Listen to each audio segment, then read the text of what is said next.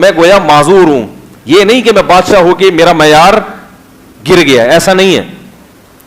فلما سمعت بمکرہن, جب مکر سنا, ارسلت الیہن, سب کو دعوت کا پیغام بھیجا, اور واعتدت لہن متکئا, سب کے لیے گاؤ تکیے کا انتظام کیا, شہر کی عورتوں کے لیے بیٹھ جاؤ بھائی تکیے لگا کے. ان کو نہیں بتایا کہ کہانی کیا, ان کو تو بس تو دعوت ہو رہی ہے تمہاری.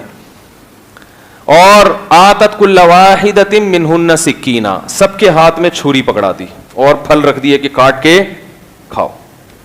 آج کل تو کٹے ہوئے پھل لا کے رکھ دیتے ہیں پہلے سے. پھلوں میں کیا وہ بنا دیا ہے, فروٹ چاٹ. پھل کو تو کم از کم تمیز سے کھا لے انسان, اس میں چینی ڈال کے اس کا بھی بیڑا غرق کر دی, اس میں کریم بھی ڈال رہے ہیں وہ اور بیڑا غرق. تو چلو فروٹ چاٹ بھی ہو لیکن اس میں نہ چینی ڈالیں اور نہ اس میں, اول تو ویسے ہی کیلا کھا لو یار, چلو فروٹ چاٹ بھی کھا لو لیکن کریم اور چینی نہ ڈالیں, پھر موضوع رہنا جائے پھر آپ بولیں گے کدھر چلا گیا یہ. تو پھل لا کے رکھے سامنے, تو انہوں نے چھری لے کے جیسے ہی چھری سے پھل کاٹنا شروع کیے نا, تو بڑی اس نے ہوشیاری دکھائی اور یوسف علیہ السلام سے کہا یہاں سے نکل کے ادھر جاؤ. وقالت اخرج علیہن فلما رأینہ, جب ان عورتوں کی نظر حضرت یوسف پہ پڑی ہے, اکبرنہ, بڑا عجیب سمجھا کہ اتنا زیادہ حسین, وقطعن ایدیہن, ایسی مبہوت ہوئی ہیں کہ پھلوں کے بجائے اپنے ہاتھ زخمی کر لیے انہوں نے, ان کو پتہ ہی نہیں کہ ہم کیا کاٹ رہے ہیں. وقلنا, اور کہنے لگی حاشا للہ ما ھذا بشرا, اللہ کی قسم یہ شخص انسان نہیں ہے, ان ھذا الا ملک کریم, یہ کوئی معزز خوبصورت فرشتہ ہے جو آسمان سے نازل ہوا ہے. یہ ہے معجزہ پیغمبر کا, اللہ اپنی قدرت نا مختلف طریقوں سے دکھاتے ہیں.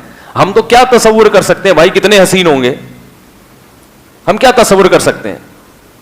نبی صلی اللہ علیہ وسلم کی معراج کی رات مختلف پیغمبروں سے ملاقات ہوئی, جن میں حضرت یوسف علیہ السلام سے بھی ہوئی. جب آپ نے یوسف علیہ السلام کو دیکھا تو آپ نے فرمایا پوری دنیا میں اللہ نے جتنا حسن تقسیم کیا ہے نا, تمام حسن میں آدھا اکیلے یوسف علیہ السلام کو دیا ہے. اتنے حسین, آدھا اکیلا کس کو دیا, یوسف علیہ السلام. اتنے حسین, اتنے خوبصورت. تو اب سوچو یہ جو آدھا تقسیم ہوا ہے جو ہم اور آپ کے حصے میں آیا ہے, جن میں بڑے بڑے حسین لوگ دنیا میں, رائل فیملیز کے اور فنکار اداکار اور بڑے بڑے ماڈل, تھوڑا سا انسان کو باڈی اچھی ہو نا ماڈلنگ شروع کر دیتا ہے سب سے پہلے. تو جتنا حسن اللہ نے دیا آدھا اکیلا کس کو دیا, یوسف علیہ السلام کو. یہ بھی کیا ہے, معجزہ. یہ کیا کہلاتا ہے کہ اللہ نے, کوئی اللہ دکھاتا ہے نا, دیکھو میں یہ بھی پیدا کر کے دکھا سکتا ہوں. تو انہوں نے کہا کہ اللہ کی قسم یہ انسان نہیں ہے, ان ھذا الا ملک کریم. قالت, فوراً زلیخا نے کہا فذلکن الذی لمتننی فی, ذالک ہاتھ سے اشارے کے وقت کہا جاتا ہے یہ ہے, صحیح ہے نا, یہ ہے جس کے بارے میں تم مجھے ملامت کر رہی تھی. ملامت کہ بادشاہ کی بیوی ہو کے عاشق کس پر ہو رہی ہے, گھر کے غلام پر. اب گناہ کی ایک عادت ہے کہ جب انسان چھپ کے گناہ کرتا ہے تو وہ چاہتا ہے کہ گناہ کو چھپائے, لیکن اگر کسی کا گناہ ہائی لائٹ ہو جائے اور وہ بدنام ہو جائے ایک دفعہ, پھر وہ گناہ پہ جری ہو جاتا ہے. وہ کہتا ہے عزت تو ویسے ہی تیل ہو گئی ہے, اب کھل کے کرو. اسی وجہ سے گناہ کو کیا حکم دیا جاتا ہے, چھپایا جائے. کسی کو گناہ کرتے ہوئے دیکھا, کیا کر دو اس کو, بولو بھائی چھپا دو, تاکہ یہ عزت کے خوف سے کم از کم گناہ سے بچے. وہی میں نے بیان کیا تھا نا ابھی, وہ جو نیب کے اس کا گناہ اچھال دیا, تو کیا ہوتا ہے ایسے میں, تو آدمی کی عزت گئی. وہ کہتا ہے اب عزت تو چلی گئی ہے, لوگوں میں مشہور تو ہو گیا کہ میں خراب آدمی ہوں. میرے ایک دوست تھے, ان کی صحت بہت خراب تھی, ان کا انتقال ہو گیا, اللہ مغفرت کرے. بالکل ایسے نا جوان ہو کے ہڈیوں کا ڈھانچہ بالکل, تو جوان تھے مگر صحت خراب ہو گئی, یا فزیک یعنی وہ ان کی بناوٹ ہی ایسی تھی. تو وہ 2-3 دفعہ ڈاکٹروں کے پاس گئے کہ بھائی میں چاہتا ہوں میرے گال بھر جائیں. تو ڈاکٹر نے ان کے چہرے کو دیکھ کے کہا کہ نشہ تو نہیں کرتے, ہیروئن تو نہیں پیتے. یہ خاندانی آدمی تھا, عزت دار, اس کو یہ بات بہت بری لگتی تھی. اس نے کہا اللہ کی قسم ہم خاندانی لوگ ہیں, ہیروئن چی نہیں ہے. نمازی آدمی بھی تھا وہ. اب صحت بن نہیں رہی, واللہ عالم. ایک دفعہ گھر سے تانا ملا باپ یا بھائی کی طرف سے کہ یار تو کہیں ہیروئن تو نہیں پیتا, کیونکہ سارے بھائی صحت مند ہیں. اس کی جو ہے نا چہرہ بالکل دھستا جا رہا تھا اندر, جیسے ہیروئنچوں کا ہوتا ہے.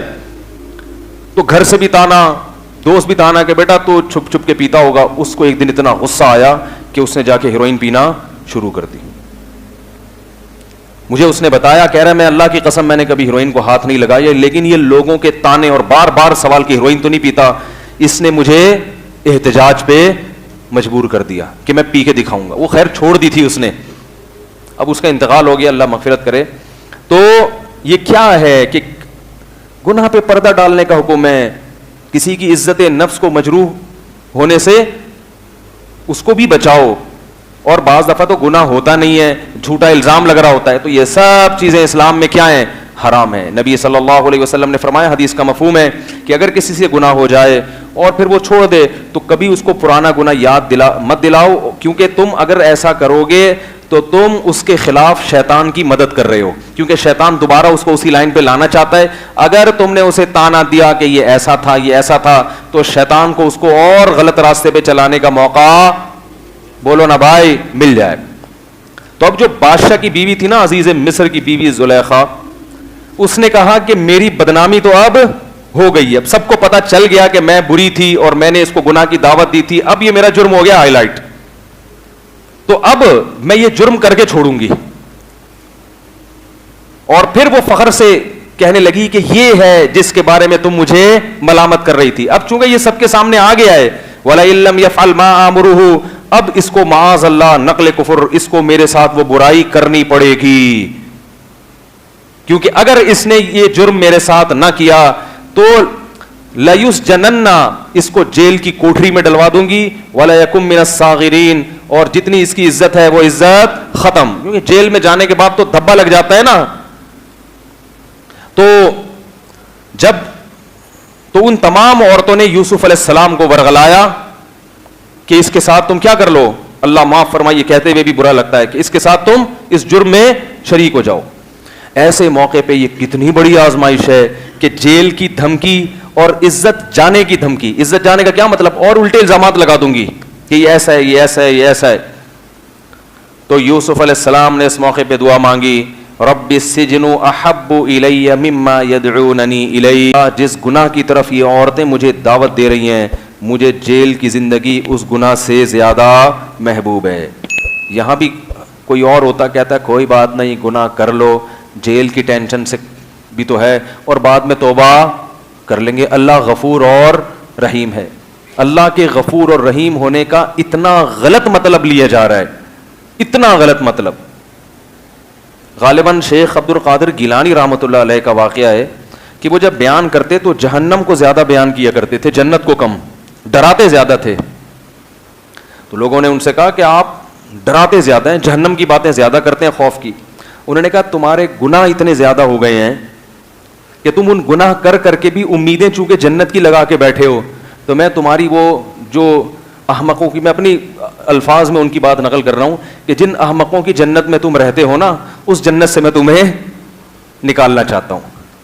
تم یہ چاہتے ہو کہ گناہ کرتے رہو اور قصے اللہ کی رحمت کے تمہارے سامنے سنائیں, تو یہ مجھ سے نہیں ہوگا, اس سے تو تم اور جری ہو جاؤ گے.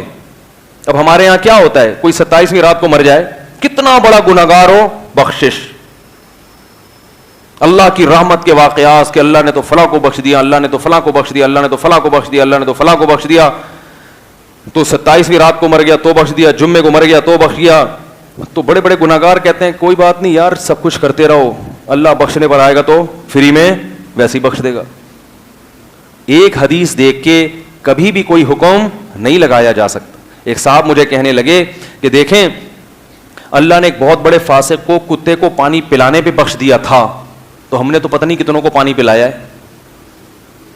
ہے, ایک کتے کو پانی پلانے پر جب بخش دیا تو ہم تو دن رات سبیل لگا کے بیٹھے ہوئے ہیں. میں نے کہا اللہ تعالیٰ نے ایک شخص کو کتے کو پانی پلانے پہ بخشا ہے, لیکن اللہ نے ایسا بھی کیا ہے کہ ایک عورت نے بلی کو بھوکا رکھا, اس کی ساری نیکیاں بھی اللہ نے کیا کر دیں, بولو بھائی نا, ایک ظلم کی بنا پر اس کو جہنم کی آگ میں بھی تو پھینک دیا. وہ والی حدیث معلوم ہے, یہ والی معلوم نہیں. اس سے پتا چل رہا ہے اس حدیث سے کہ اللہ کی رحمت بہت زیادہ, لیکن اس سے بھی تو پتا چل رہا ہے کہ اللہ کا غضب بھی بہت زیادہ. اب میں نے کہا اس حدیث کا ایک صحیح مطلب ہے اور ایک غلط مطلب, سننے کے لیے تیار ہیں بھائی؟